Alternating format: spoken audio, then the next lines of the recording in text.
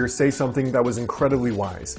When he hired me, and in other words, I took him on as a coaching client, he said, you know, Alex, the reason that I wanted to be your client is because I want to be where you are in a few years, and I know you did not get there by accident.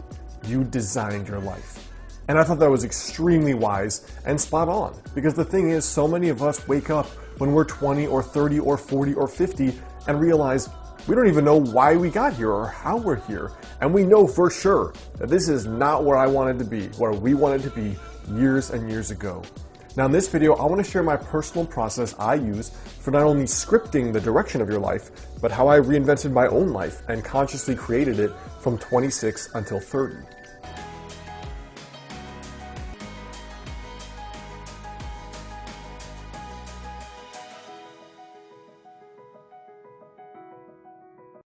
What's up guys, Alex Hine here, author of the book Master the Day. Now in my own life here, really I think that designing your life and making it go forward in the direction you want it to go forward has three parts. And the very first part is the design, the second part is the habits you use or you do on a daily basis, and the third is the follow through or the follow up. In other words, how do you actually stay on track when you get off track? Because half of the game of goal achievement is purely when you get punched in the face, what are you going to do differently to get back up and get back in the fight? Now for me, the first thing is vision. It's basically the design. You know, if you just sit down for a day, you pour a coffee, you get out a piece of paper, and you write down what would be the coolest thing that could happen over the next 5 years in my life. If you just do that, you are already ahead of 99% of humanity who show up with no game plan, no vision for the future, no clue what they would like to create besides, you know, I would like more money, or I'd like that girl or that guy, or I'd like a nicer car. There's almost no consciousness or conscious energy given to thinking about what do I want to build in the future? Like what consciously and concretely do I want to improve? So for me, the way that I do that is, first of all, I have a journal where I'm regularly writing down updates for the kind of life that I want to build. You know, it starts with the vision, which makes me think of the fact that the skyscrapers of New York started with a picture in somebody's head. And so did spaceships. And so did curing a difficult disease. And so when I think of it like that, I always make sure I'm consciously creating, even if it is just in my thoughts, even if it's just up there, both in print journals and in a document that I call 5 years from today. So the three things that I use for my yearly envisioning are, one, the yearly envisioning process I've talked about here, which is basically at the start of each year, I write down what is the coolest thing that could happen this year. Like perfect year, no limitations, no just be realistic, but like what would be the coolest thing that could happen? I put it on one piece of paper that's always on my desk every single day, and I review it twice per day. Now from there, that yearly document also has my daily habits, the unique projects I'm working on in each quarter of the year, as well as the things I know that I need to work on to get better, basically, to improve myself. The second thing is the pocket journal I carry around.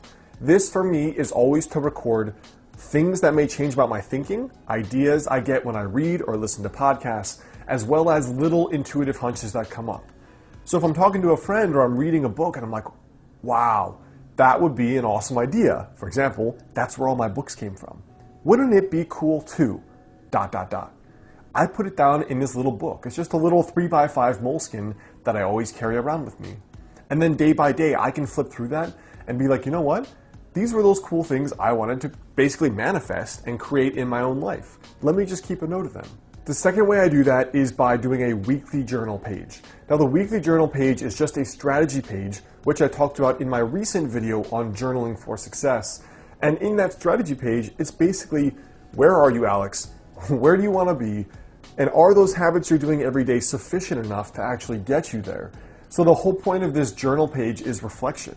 You're doing this, are you still on track? If not, what has to change? And then finally, I have this little journal notebook, a digital notebook in Evernote, and it just says 5 years from today.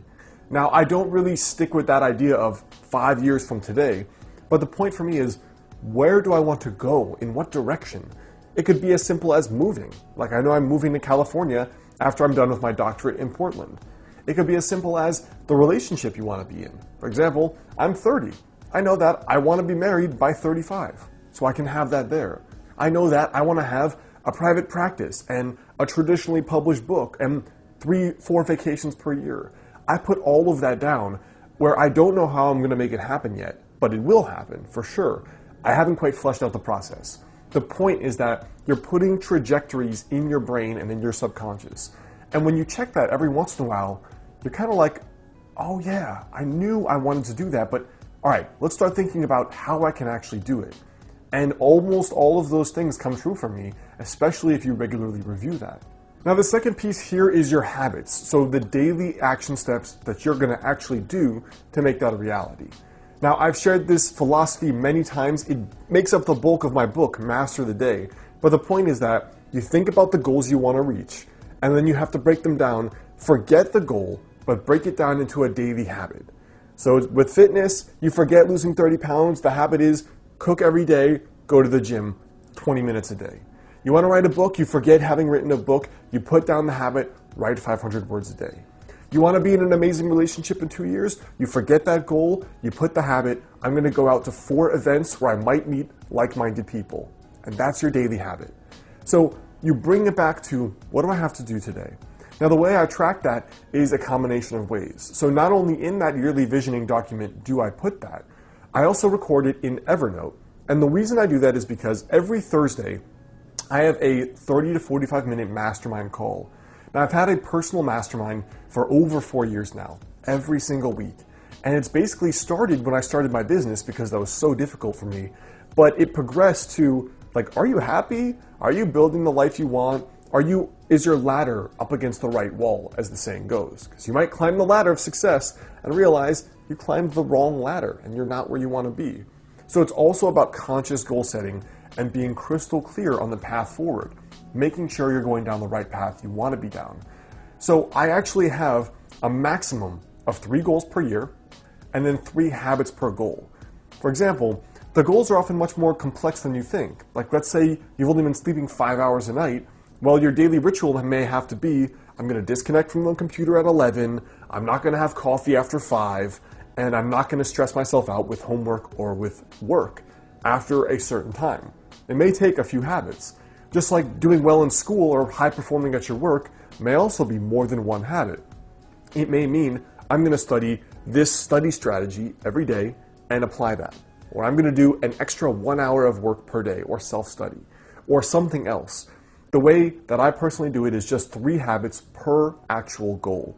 And those I track in a weekly scorecard document, which is, these are the 3 things, did I do them Monday through Sunday? And then when I get to my Thursday night mastermind, we all get on the phone and I basically give a report. I did this 50% of the time, 90% of the time.